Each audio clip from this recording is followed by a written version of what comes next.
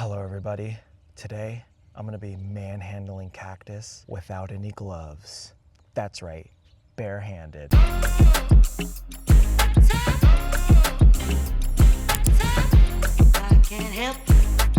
What's up everybody? My name is Takashi with Cactus Warehouse, and if you don't know, I'm out here in Fallbrook and I run a little cactus farm. And today I'm going to show you some crazy things. Let's go. First, before I manhandle these cactus without any gloves, I'm crazy but not that crazy, so I'm gonna get some tools. So like a shovel and a knife, and I keep all those things, all the tools I use on the property in this tool shed here. Make sure no one's in there. Just kidding. Like I said, we're dealing with cactus, but no gloves today. So we got a shovel and a knife. And I'm also gonna be doing cuttings today. So I got my alcohol. So let's go. Today, I'm actually dealing with the Totem Pole Cactus, which doesn't have any spines, which is why I'm not gonna need any gloves. Yeah, that's right. If you thought I was cool, if you thought I was brave and tough, well, I'm not. But what I am going to do today is I'm going to teach you guys everything that I know about these totem pole cactus and my personal experience dealing with them.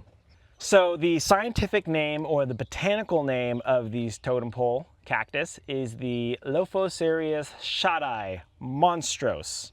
I like to stick to the totem pole cactus because honestly it's way easier to pronounce, so you know, that's what I do.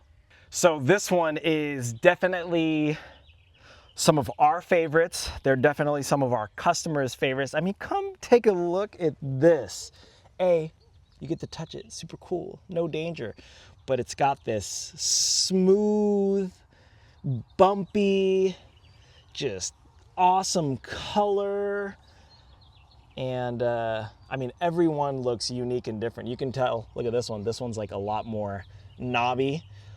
A lot of people, I don't know why, but they like the knobby ones a lot more. And what we're dealing here with is the monstrose. I think what's really awesome about these is the monstro, it's literally like a mutation, alien-like, you know? And that's why they look like this. So that's why they're not the usual columnar type cactus with the ribs and the spines. Not these.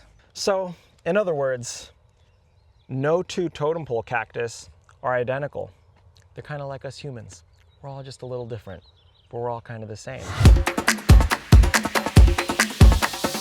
Let's talk growth rate and the size at maturity. So these totem pole cactus, I would say, grow anywhere from 3 to 6 inches a year in ideal conditions. Take a look at this one right here, actually. I actually got some really exciting news. Well, exciting for me at least. We just got approved to be able to add our store to the YouTube channel.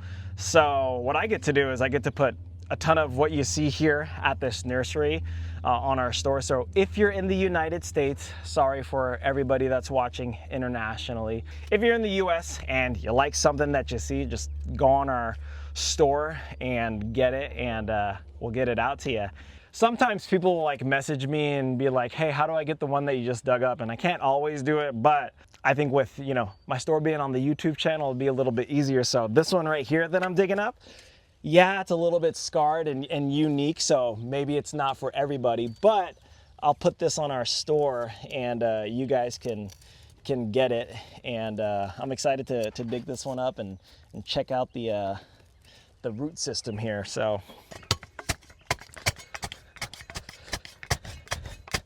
and also, like,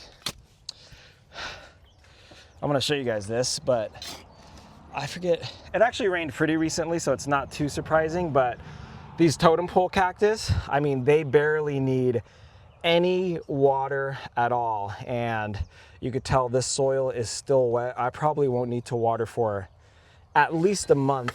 And you know, something that I have experienced with overwatering, It's not necessarily that I personally am overwatering, but these cacti are hard grown, meaning that they're landscape ready.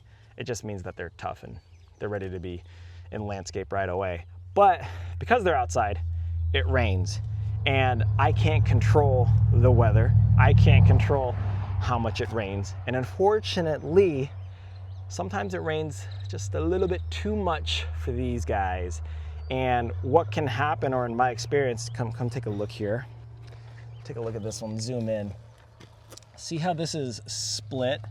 So this is just a natural split, and it turned into a natural scar. If you ever see this, it's still super healthy. Like, feel this, it's still super healthy, but I think it just got too much water, and with too much water, it just couldn't handle it, and it split open. So yeah, these guys, they barely need any water. Still healthy. It's gonna scar and heal up, and sometimes what can happen is, you know, maybe even some new growth, depending on where the scar is formed.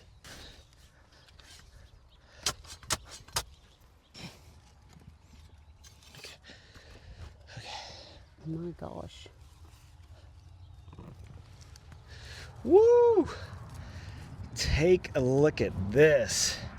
Honestly, this guy is bigger than I thought, and it's heavier than I thought. Sometimes I don't go to the gym because I just be out here like this. Another fact about these, personally, I've never seen these flower. So propagation for us is done by cuttings. Everything you see out here, just do a big pan. Everything you see, I would say 90% of this, or no, pretty much all of this is from cuttings.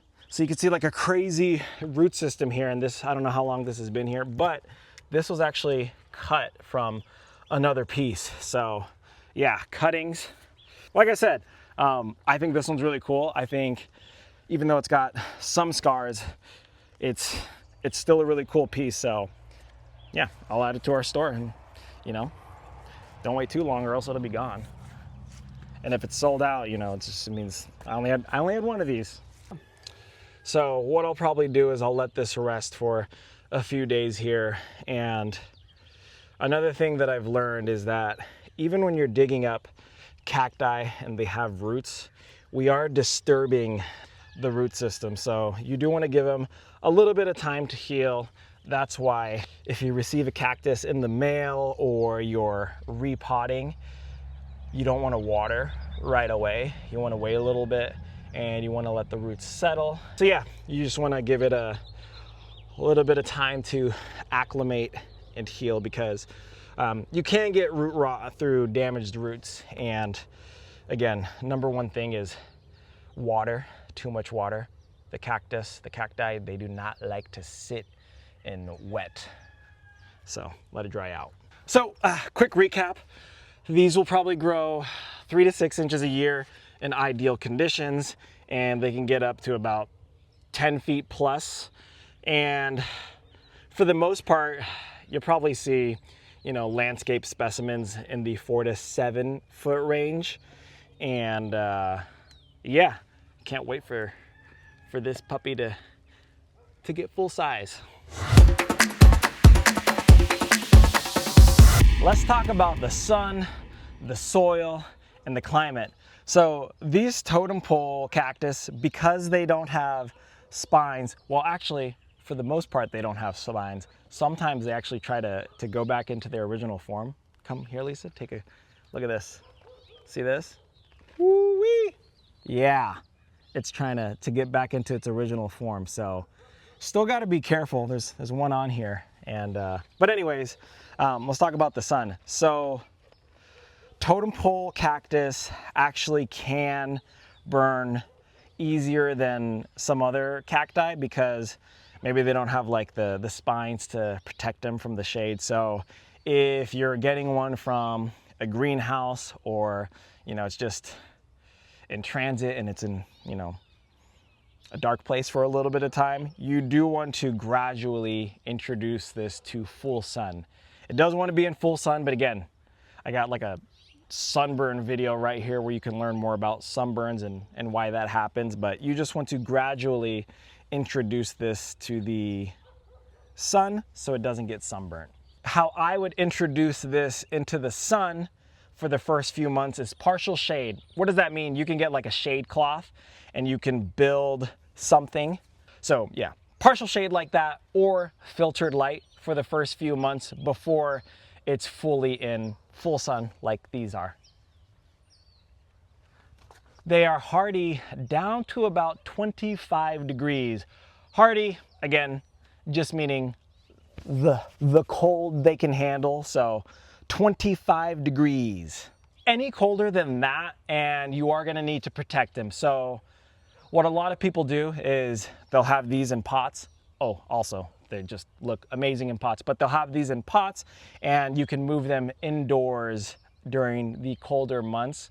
But again, remember, when you put them back into the sun during that spring, summertime, gradually introduce them. But yeah, pots, move them indoors or some sort of protection.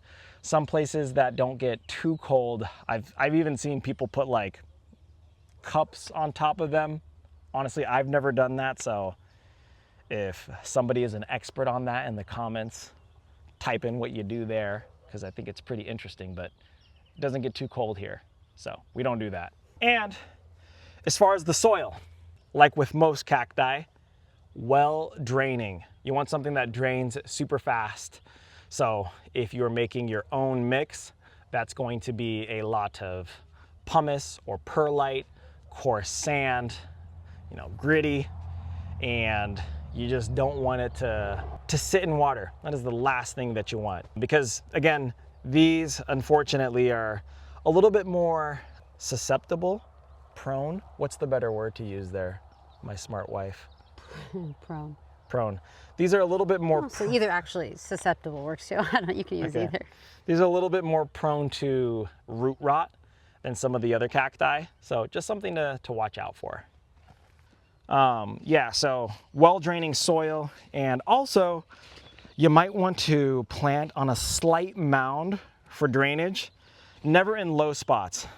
If it's in a low spot where the water can run and sit, that is a no-no. Do not do that. Do not bury the base.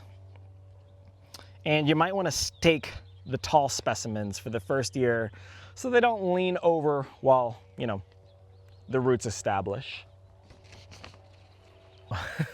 It's funny because earlier I just said that I've never seen any of ours flower, but look at this, what I just noticed. Oh my gosh. I think we're about to get lucky. We got to keep an eye on this for the next few days. And this one's definitely got more spines than the others, so it's trying to return to its original form and not mutation, alien-like.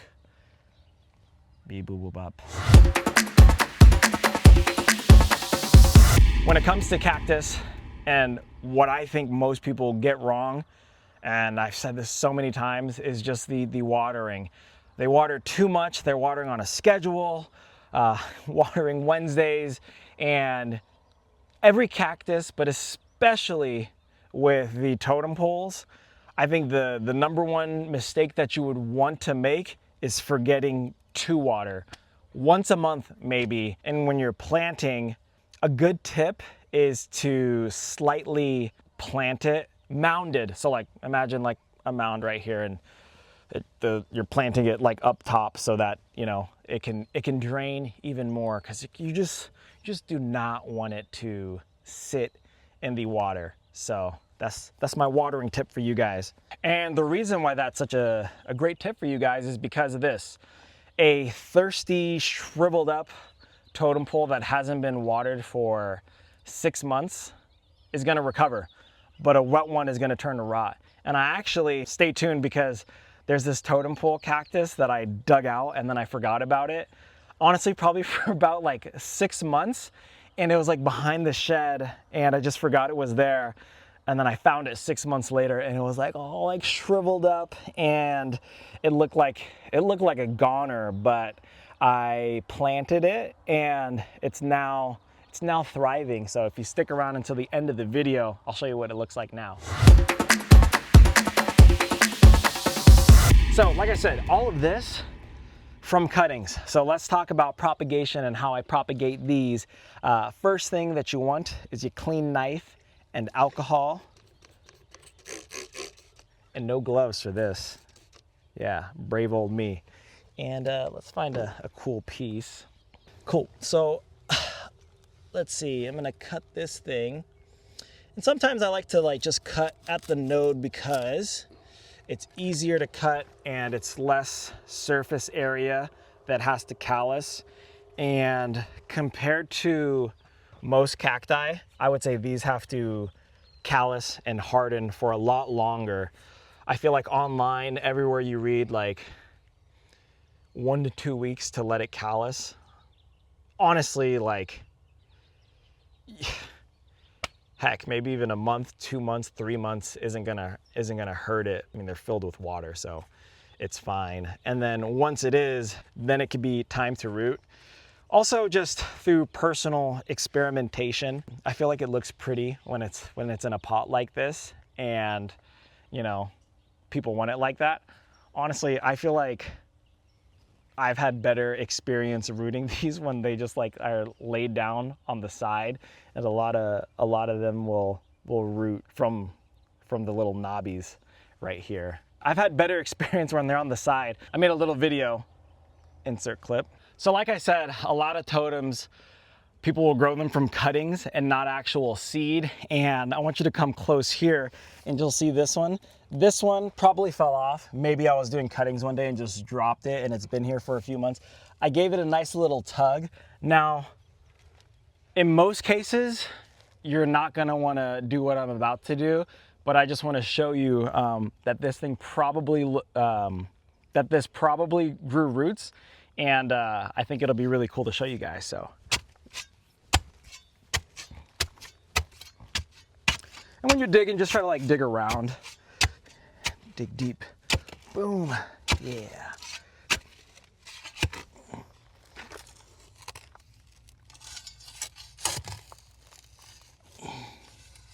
Look at that. Let's put this right here. Woo! It did root. Look at those roots right there. And sometimes you can see like when they fall over, especially on these, I've noticed like they can root a little bit easier if it's kind of like laying on its side.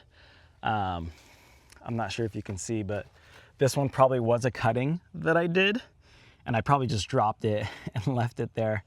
And so you could see that's where I originally cut it, but all the roots are forming right here. So yeah, you can see it just like fell over and it rooted.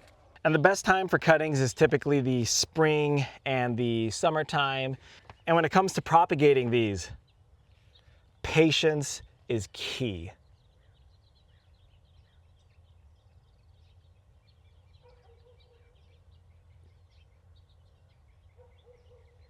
Like right now you're you're probably wondering like what the heck is going on. Yeah, patience, you know.